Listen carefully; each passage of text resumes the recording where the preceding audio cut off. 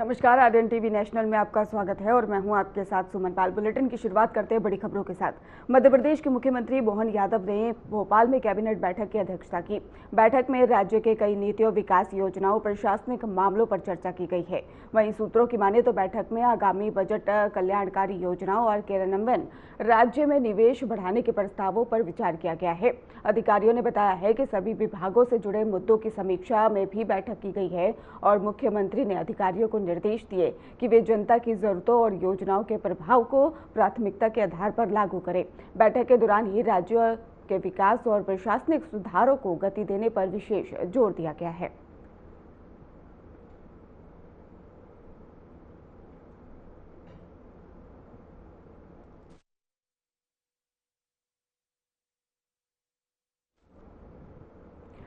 सूक्ष्म, लघु और मध्यम उद्यम मंत्री चैतन्य कुमार कश्यप ने कैबिनेट बैठक में हुए महत्वपूर्ण निर्णयों की जानकारी दी है। उन्होंने बताया कि सरकार ने कई उद्योग और व्यापारिक नीतियों में सुधार और नई पहल को मंजूरी दी है ताकि सूक्ष्म, लघु और मध्यम उद्यमियों के लिए विकास को बढ़ावा मिले। और इसके साथ ही मंत्री ने कहा कि इन निर्णयों से रोजगार सृजन, निवेश वृद्धि और आर्थिक विकास में मदद मिलेगी। उन्होंने उद्योगपतियों और उद्यमियों से सहयोग और सुझाव देने का भी आह्वान किया। पिछली बैठक तो भगोरिया पर्व को देखते हुए बड़वानी के अंदर की गई थी और जिससे भगोरिया को एक राष्ट्रीय पहचान भी प्राप्त हुई है। आज की बैठक में महत्वपूर्ण मुद्दे जो थे वह एक तो जो 10 IAS के टॉप 10 टॉपर्स आए हैं, उनमें से 2 युवा हमारे मध्य प्रदेश के आए हैं, इसलिए उनको हमने शुभकामनाएं भी दी। मुख्यमंत्री जी ने उसका उल्लेख भी करा कि हमारे प्रदेश के युवा लगातार प्रगतिशील हैं। इसी के साथ में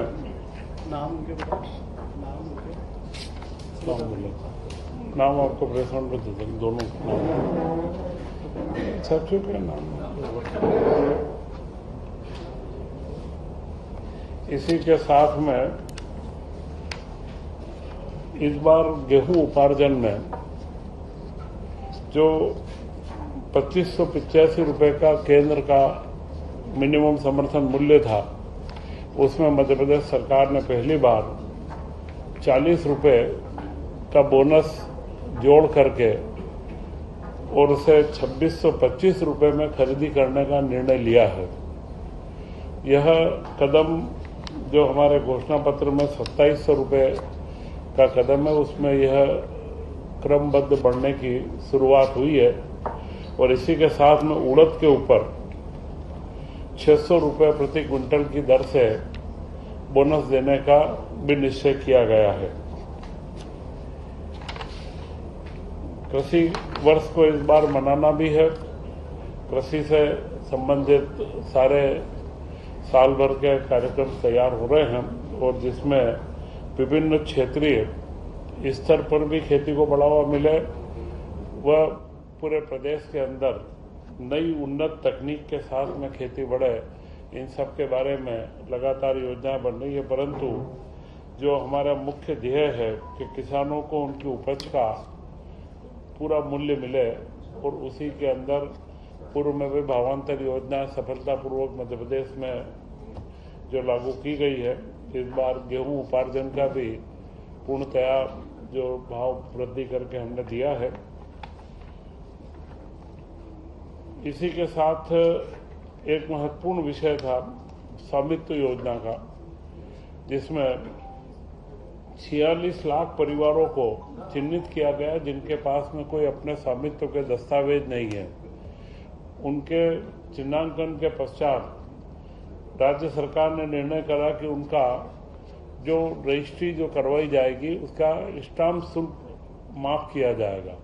तो 3000 करोड़ के करीब का उसका भार राज्य सरकार पर आ रहा है, परंतु निःशुल्क वे रजिस्ट्रियां करवा करके राज्य सरकार अब उसका प्रारंभ करने जा रही है कि उन 46 लाख लोगों को उनके स्वामित्व के दस्तावेज प्राप्त होना चालू हो जाए। और इस संदर्भ में ही पिछले दिनों एक और महत्वपूर्ण घटना हुई है, जिसमें पचमढ़ी को जर्मनी के द्वारा ग्रीन डेस्टिनेशन के रूप में सर्टिफाइड किया गया है। तो यह मध्य प्रदेश के लिए उपलब्धि है और पचमढ़ी के विकास के लिए वहाँ के साडा प्लान को और इनको हम पूर्व में ही हम आगे बढ़ा चुके हैं। तो भविष्य के अंदर जो हमारा वन क्षेत्र है और उसी के साथ में पचमढ़ी एक ग्रीन डेस्टिनेशन के रूप में पर्यटन का बड़ा केंद्र बन पाएगा, इसके बारे में हम लोगों ने चिंतन किया है।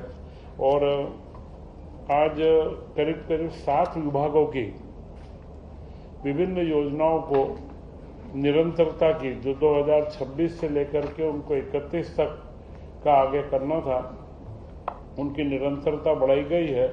उसमें करीब करीब 33,240 करोड़ रुपए की मंजूरी 5 साल के लिए दी गई है। ये 7 विभाग की योजनाएं पूर्व में स्वीकृत भी है। इसमें मुख्य रूप से जो योजनाएं हैं इनको कंटिन्यूटी दी गई है। ऊर्जा विभाग की RDSS योजना है, उसी के साथ में इनके जो राशि है RDSS की जो राशि के राज्य द्वारा दी गई है उसे अंश पूंजी के रूप में परिवर्तित भी किया जाएगा। इन योजनाओं में महत्वपूर्ण योजना है कि निःशक्त व्यक्तियों को प्रोफेशनल टैक्स वृत्ति कर से पूर्व में छूट दी गई थी, उसे अभी वापस से अगले 5 वर्ष के लिए कंटिन्यूटी दी गई है।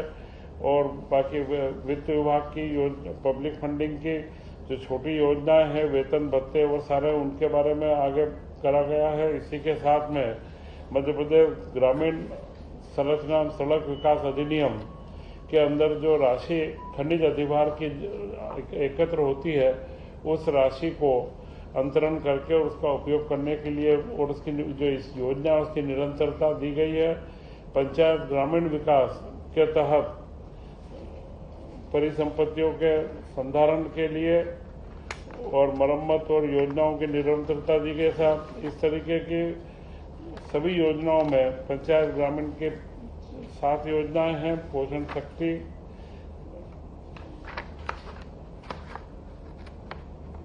इसी के साथ योजना आर्थिक सांख्यिकी विभाग के अंदर नीति आयोग के सारे वेतन भत्ते और उनकी कंटिन्यूटी की योजना है। और जनजाति कार्य में पोस्ट मैट्रिक छात्रावास और उनकी जो योजना चालू है उसकी निरंतरता 610 करोड़ रुपए टोटल 33,000 करोड़ की है। उसकी सूची आपको उपलब्ध अभी करवा दी जाएगी। और अनुसूचित जाति अन्वेषण संस्था की निरंतरता दी गई है। जनजाति क्षेत्र में महिला बाल विकास में जो नोराड स्टाफ डैम आदिवासी महिलाओं का आर्थिक सशक्तिकरण, तेजस्वी ग्रामीण महिला सशक्तिकरण, इन समस्त योजनाओं की निरंतरता आगे दी गई है। महिला एवं बाल कल्याण संचालनालय, बाल अधिकार संरक्षण आयोग और राज्य महिला आयोग, इनके अंदर जो बजट की राशि है उसकी स्वीकृति दी गई है। और सूक्ष्म, लघु तथा मध्यम विभाग का तीनों कार्य जो मुख्य निवेश संवर्धन की जो सहायता दी जाती है उसकी योजना को 26 से 31 तक तथा स्टार्टअप की योजना को 2026 से 31 तक वह विभाग के जिला व रीजनल कार्यालयों को निरंतरता के लिए इसमें आगे बढ़ाया गया है। 10,000 करोड़ के करीब इसमें सब्सिडी का प्रावधान है और स्टार्टअप में 600 करोड़ के करीब खर्च का प्रावधान दिया गया है।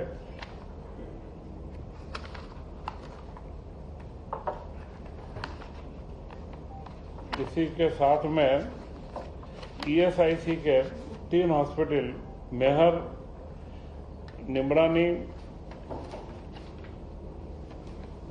ये 3 अस्पतालों के बारे में कैमूर, कटनी का, इनको वहाँ पर स्टाफ की उपलब्धता को केंद्र सरकार इनके भवन बनवा रही है, स्टाफ की उपलब्धता राज्य सरकार को करना है, तो यह स्वीकृति दी गई है।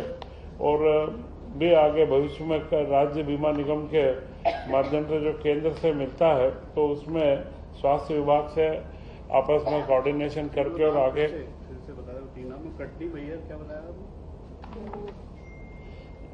मेहर, कैमूर तथा निमरानी,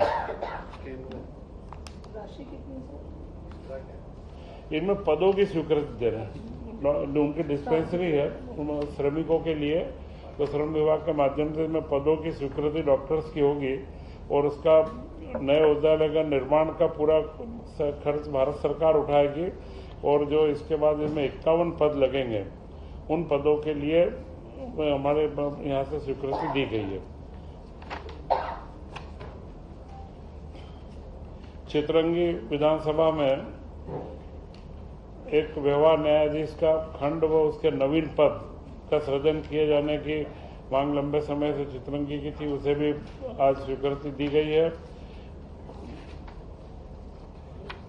एक जिला एक उत्पाद कुटीर ग्रामोद्योग विभाग, यह एक बड़ा महत्वपूर्ण क्षेत्र है कि वन डिस्ट्रिक्ट वन प्रोडक्ट में जो हमारे परंपरागत उत्पाद हैं और जो वहाँ के कारीगर हैं उनके जो नीतियाँ बनी हुई है उनकी निरंतरता की भी आज मंजूरी दी गई और उसी के साथ में मुख्यमंत्री जी की मंशा है कि इन उद्योगों को अब वर्तमान समय में आधुनिकीकरण भी किया जाए। तो उद्योग विभाग और कुटीर लघु उद्योग विभाग मिलकर के इन प्रोग्राम को, उनके कार्यक्रमों को आगे बढ़ाए और इनके अंदर जो भी सहूलियतें हो सकती है, क्योंकि समय के साथ में बदलाव काफ़ी आए हैं, इनके टेक्नोलॉजी डेवलपमेंट या इनके टेस्टिंग की लैब की स्थापना हो या कोई कॉमन फैसिलिटी हो, तो इन सब के लिए एमएसएमई उद्योग विभाग एवं ग्रामीण कुटीर उद्योग के विभाग के माध्यम से तीनों को संयुक्त रूप से योजना बनाने के बारे में भी आज निर्देशित किया गया है, जिससे वन डिस्ट्रिक्ट वन प्रोडक्ट में जैसा यह सीधी के अंदर दरी एवं कारपेट, दतिया में गुड़, अशोकनगर में चंदेरी हैंडलूम, भोपाल में जरी जरदोजी पर्स व जूट के उत्पाद, धार में बाग प्रिंट, सीहोर में लकड़ी के खिलौने, उज्जैन में बटिक प्रिंट, तो इनमें 37.5 करोड़ रुपए की डीपीआर तैयार की गई है कि इन प्रोडक्ट के विकास के लिए इनमें जहां पर जीआई टैगिंग की आवश्यकता है वो किया जाएगा, या जो टेक्नोलॉजिकल सपोर्ट की आवश्यकता है उन सारी योजनाओं की निरंतरता की इसके अंदर निर्णय आज किया गया है। इसी के साथ आज के कैबिनेट में मुख्यमंत्री मोहन यादव जी ने एक महत्वपूर्ण योजना की शुरुआत भी करी है। वह जो निर्णय हुआ है यह गुड गवर्नेंस के बारे में एक निर्णय है कि मुख्यमंत्री young interns governance good governance scheme, मुख्यमंत्री के नाम से यह यंग इंटर्न्स के लिए स्कीम रहेगी। इसमें हर ब्लॉक के अंदर मुख्यमंत्री young interns for good governance program CMYIGGP, chief minister young intern for good governance program.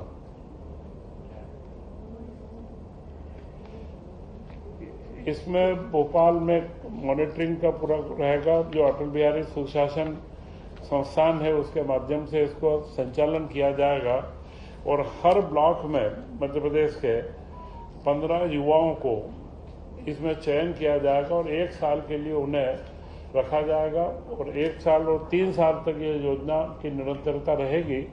इसमें उन युवाओं के माध्यम से डिजिटाइजेशन के माध्यम से सारे आंकड़े एकत्र किए जाएंगे, वर्तमान योजनाओं के भी, और उसका असर क्या है, सामाजिक असर और जो इम्पैक्ट क्या है उसके बारे में स्टडी करने के लिए आंकड़े भी उपलब्ध होंगे। कौन सी शासन की योजनाओं में क्या दिक्कतें आ रही है वह फीडबैक भी मिलेगा।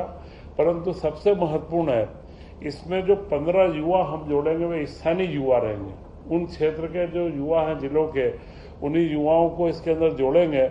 उससे उन युवाओं के अंदर नई तकनीक व गवर्नेंस के बारे में जानकारी विकसित होगी और उन युवाओं का चयन पारदर्शी तरीके से अटल बिहारी सुशासन संस्था की तरफ से किया जाएगा और वे 1 वर्ष के लिए उन्हें अनुबंधित किया जाएगा।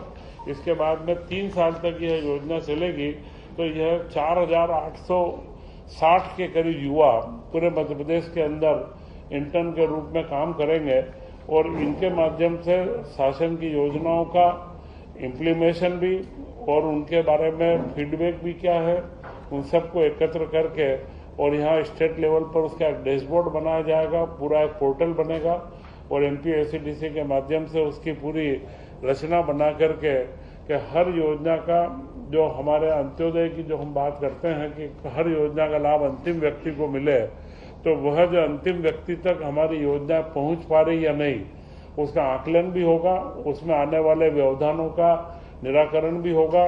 तो यह एक बड़ी महत्वपूर्ण योजना है कि किस तरीके से हम नए युवाओं की भागीदारी सुनिश्चित करें कि वे गवर्नेंस के साथ में इनकॉर्पोरेट हों और गवर्नेंस के बिंदुओं को भी समझें और गवर्नेंस के अंदर गुड गवर्नेंस में सहयोगी बने। तो यह एक महत्वपूर्ण योजना हमारे मुख्यमंत्री जी ने जो यहाँ से प्रारंभ करी है, मैं ऐसा मानता हूँ यह पूरे देश के लिए एक नया उदाहरण होगा और जिससे हम मध्य प्रदेश में सुशासन की स्थापना की ओर हम आगे बढ़ेंगे। तो ये सारे जो बिंदु हैं ये आज के पेमेंट उनको मानदेय के रूप में 10,000 रुपया प्रति माह एक युवा को दिया जाएगा। ब्लॉक में 15, टोटल 4,865 युवा पूरे प्रदेश में लगेंगे। ये हर ब्लॉक के अंदर है। ये प्रदेश के पूरे हर ब्लॉक में 15 युवाओं को, स्थानीय युवाओं को इसमें जोड़ा जाएगा। उसके मापदंड किए जाएंगे, उनके पारदर्शितापूर्ण एक व्यवस्था बनाई जाएगी उनके सिलेक्शन की, चयन प्रक्रिया की, और वे युवा गवर्नेंस को समझे और साथ में डिजिटल सिस्टम से फीडबैक देने के अंदर वो सक्षम हो, सर्वे के अंदर भी सक्षम हो और शासकीय योजनाओं को जनता के बीच में अवेयरनेस प्रोग्राम चला करके वो आगे बढ़े। ये सारे कार्य उनसे करवाए जाएंगे और 3 साल तक बाद में एक साल के उनमें नियुक्ति की जाएगी। और जो यहाँ पे मॉनिटरिंग का जो सिस्टम रहेगा, ये अटल बिहारी सुशासन संस्थान में इसका सेंट्रल हब क्रिएट किया जाएगा और यहाँ से इसको मॉनिटर करके और इसका एक डैशबोर्ड क्रिएट होगा जो मुख्यमंत्री जी को सीधा और संबंधित विभागों को, जिनकी योजनाओं का मॉनिटरिंग चालू रहेगा, उन समस्त विभागों को रियल टाइम में क्या स्थिति चल रही है फील्ड की, वो रोज की रोज तत्काल उनको जानकारियां भी मिलती रहेगी या कोई तत्काल की आवश्यकता होगी तो उसको भी हम लोग फीडबैक देंगे, तो उन युवाओं के माध्यम से उसका फीडबैक तत्काल मिल जाए।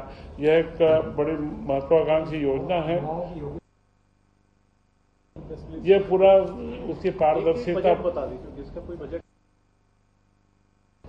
इसमें करीब 170 करोड़ के आसपास का 3 साल का टोटल 170 करोड़ का इसका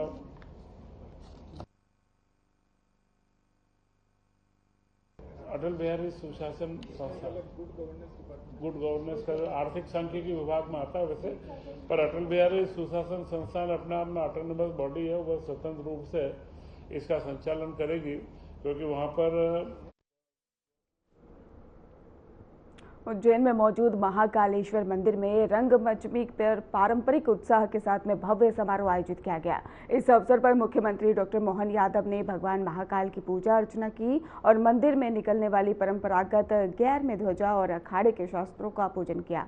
कार्यक्रम में मुख्यमंत्री ने वीरभद्र भैरव मंदिर में भी पूजा की और स्थानीय श्रद्धालुओं के साथ उत्सव का आनंद लिया। मंदिर प्रशासन ने सुरक्षा और व्यवस्थाओं का विशेष ध्यान रखा जिससे कि भक्त सुरक्षित और शांतिपूर्वक पूजा में शामिल हो सके। पंडितों ने बताया है कि रंगपंचमी और गैर का ही आयोजन महाकाल मंदिर की परंपरा और धार्मिक आस्था का प्रतीक है। मुख्यमंत्री ने सभी नागरिकों से धार्मिक उत्सव में अनुशासन बनाए रखने और नियमों का पालन करने का भी आह्वान किया।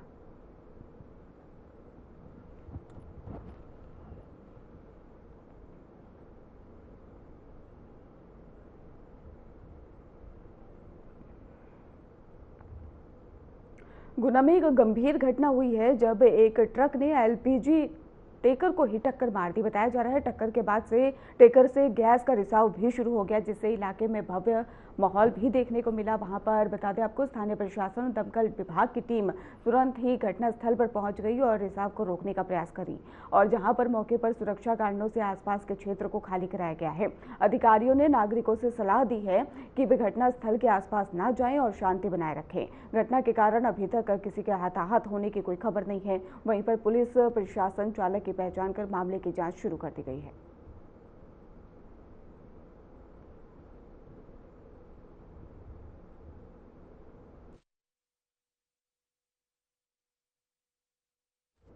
उज्जैन स्थित महाकालेश्वर मंदिर में श्रद्धालुओं की उपस्थिति के बीच में भस्म आरती का आयोजन किया गया और यह आरती मंदिर की परंपरागत पूजा विधि के अनुसार संपन्न हुई।